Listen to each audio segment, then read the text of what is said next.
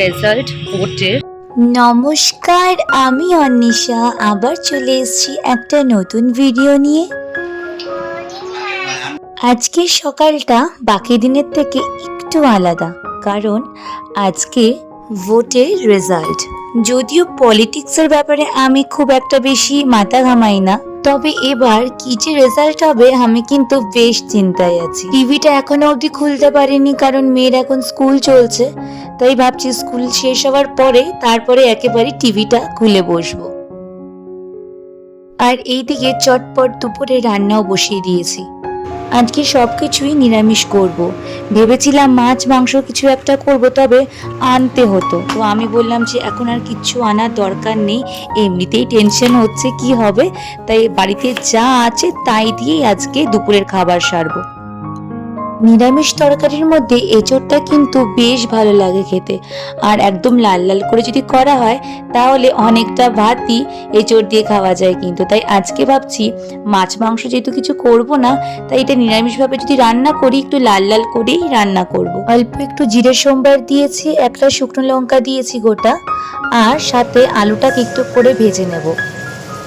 সব রকমের মশলা দিয়ে একটু ভালো করে কষিয়ে নেব, সাথে দিলাম একটুখানি আদা, আর এখন ভালো করে কষিয়ে নিচ্ছি। ছোটবেলা যখন মা ইঁচড় রান্না করতো মুখেই তুলতাম না, আর এখন দেখো নিজেই রান্না করছি আর নিজের রান্নাকেই প্রশংসা করি। সত্যি অদ্ভুত লাগে আমার মাঝে মাঝে।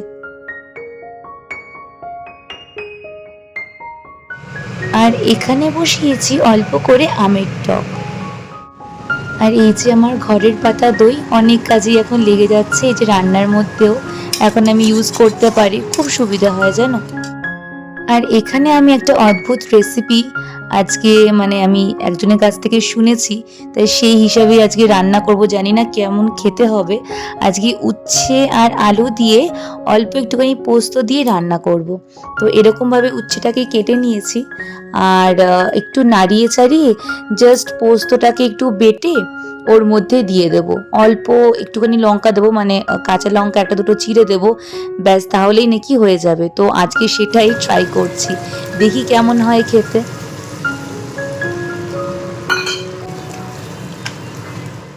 কিছুক্ষণের জন্য ঢেকে রেখেছিলাম, আর দেখো খোলার পরে এরকম এসছে, একদম মাখা মাখা হয়ে এসছে।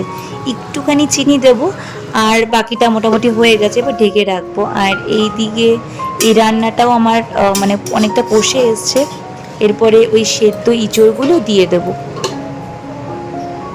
তবে আজকের দিনে দাঁড়িয়ে এখন আমার সত্যিই মনে হয় যে ভোট কেন এত গুরুত্বপূর্ণ আমাদের জন্য। ভোট শুধু একটা অধিকার না আমাদের, এটা আমাদের ভবিষ্যৎ ঠিক করার একটা সুযোগ। একটা ভোট শুনতে খুব ছোট একটা বিষয়, তাই না? কিন্তু এই ছোট্ট একটা ভোটই ঠিক করে আমাদের আগামী 5 বছর কেমন হবে, রাস্তা কেমন হবে, চাকরির সুযোগ থাকবে কিনা, শিক্ষার মান বাড়বে কিনা, সবকিছুর সাথে জড়িয়ে আছে আমাদের সিদ্ধান্ত। আমরা অনেকে ভাবি আমাদের একটা ভোটে কি বা হবে, কিন্তু ইতিহাস বলে হাজার হাজার মানুষের ভিড়ে একটা ভোটও পরিবর্তনের কারণ হয়েছে। তাই আজকে যেটাই রেজাল্ট হোক না কেন, সেটা যেন আমাদের সবার জন্য যেন ভালো হয়। ওদিকে আমার রান্না হয়ে গেছে, আর এদিকেও আমার মেয়ের ক্লাস প্রায় শেষ। তবে আজকে একটা মুশকিল হলো যে আমাকে আজকে বেরোতেই হবে, তাই ভাবছি দুপুরের খাবারটা গুছিয়ে বেরিয়ে যাব। তবে মেয়েকে খাইয়ে দিয়ে বেরোতে হবে, আর আমার হাজবেন্ডের খাবারটা ভাবছি গুছিয়ে তারপরে বেরোবো। আমার মেয়ে তো আবার উচ্ছে টুচ্ছে খাবে না, তাই ওর জন্য এখানে একটুখানি আলু চোখা করছি। আমার মেয়ে আবার আলু চোখা খেতে প্রচণ্ড ভালোবাসে, তাই ভাবলাম এটাও একটা করে রাখি, যেটা দিয়ে খেতে চাইবে সেটা দিয়ে আজকে খাইয়ে দেবো। যেহেতু মাছ মাংস কিছু নেই, তাহলে একটু ওর পছন্দ মতো খাবার করতেই হবে। আর এইদিকে দই ভাত একটু মেখে রাখছি, সবার লাস্টেই খাওয়াবো। বলতে গেলে একটা মুখ শুদ্ধিরও কাজ করে এই দই ভাত, বেশ ভালো লাগে কিন্তু শেষ পাতে খেতে। তো আজকে রেজাল্ট ভোটের, অ্যান্ড আমি আজকেও বেরোতে হয়েছে আমার কাজের জন্য। তো রাস্তা হচ্ছে পুরো ফাঁকা, এর মধ্যে যাচ্ছি, জানি না কিছু পাবো কি না। এই যে শুনতে পাচ্ছি চিৎকার চেঁচামেচি, তো তাই ভাবলাম একটুখানি তোমাদের সাথে কথা বলি। সব দোকানপাট সব বন্ধ, এই যে দেখতে পাচ্ছি।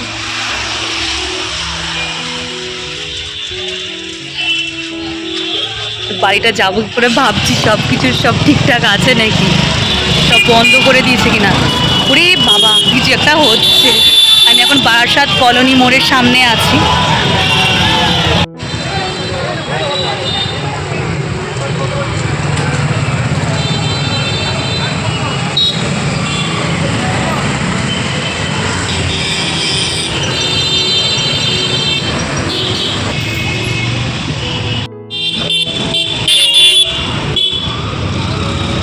না আছে একটা অটো।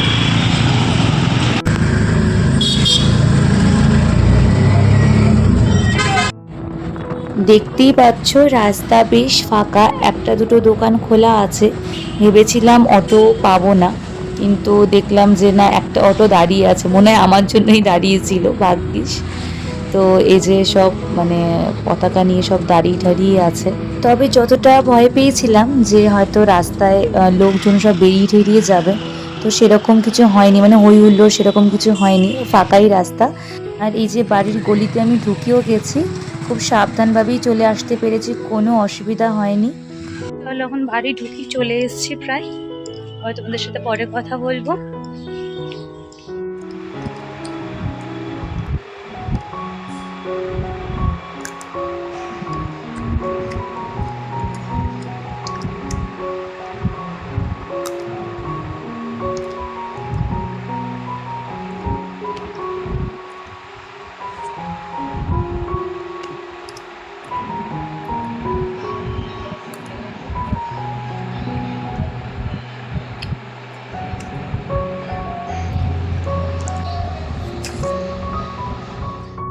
ডিমান্ড ছিল একটা আইসক্রিম নিয়ে আসতেই হবে, তো একটা দোকান কোনো মতো আমি খোলা পেয়েছিলাম।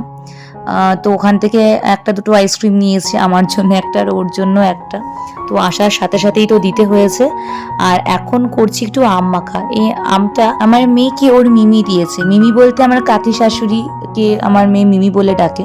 তো দুটো দিয়েছিল, তা আমি বললাম আগে একটা খেয়ে দেখ, যদি তুই খেতে পারিস তাহলে আমি আর একটা তোকে মেখে দেবো। আর আমার মেয়েটা যে কি টক খেতে শিখেছে, মানে টক ঝাল এসব ওর পছন্দ হয়। তো বলছে একটু বেশি করে লঙ্কা দিও, কিন্তু যদিও শুকনো লঙ্কাটা আমি এখানে ইউজ করব না, দরকার নেই বাবা, আমি একটা লঙ্কার হাফই দেবো, এর থেকে বেশি দেবো না। যদি বাই চান্স ঝাল হয়ে যায় আরেক কেলেঙ্কারি হবে, খেতেই পারবে না, কান্নাকাটি করবে, আবার বলবে আরেকটা মেখে দাও। তো এইটুকুই আজকে দিই, মানে খেয়ে দেখি। আমিও খুব একটা আম মাখা আমি খাই না, আজকে মেয়ের বায়নাতেই আমাকেও খেতে হবে। তবে ভালো লাগে খেতে, একবার দুবার খেয়েছি, খুব বেশি খাওয়া হতো না যখন ছোট ছিলাম। এই মেয়ের পাল্লায় পড়ে অনেক কিছুই আমাকে করতে হয় এখন।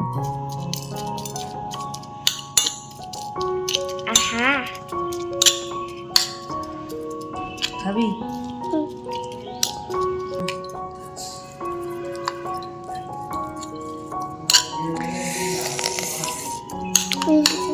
মুখে জল চলে এসছে, তাড়াতাড়ি খাবে। মাখলাম তো অনেকক্ষণ ধরে, এবার একটুখানি খেয়ে দেখি। অসাধারণ টেস্ট হয়েছে, নিজের প্রশংসা না করে পাচ্ছি না। ঘরে নিয়ে যাই। দাঁড়া আছে খেতে। পাল্লা। তবে এই আম মাখা খেতে তোমরা আর কে কে ভালোবাসো অবশ্যই আমাকে জানিও কিন্তু। আমার তো আজকে দারুণ লাগলো খেতে, যদিও কাসন্দটা ছিল না, ওটা দিলে হয়তো আরো ভালো লাগতো, তবে আমি আজকে দারুণ খেলাম।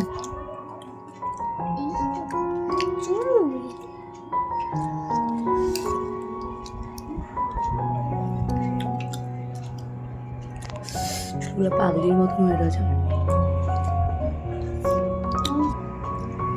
কাসন্দটা থাকলে আরো বেশি ভালো হতো, আর লঙ্কা গুঁড়ো ইচ্ছা করে দিইনি, যদি ঝাল হয়ে যায় বেশি।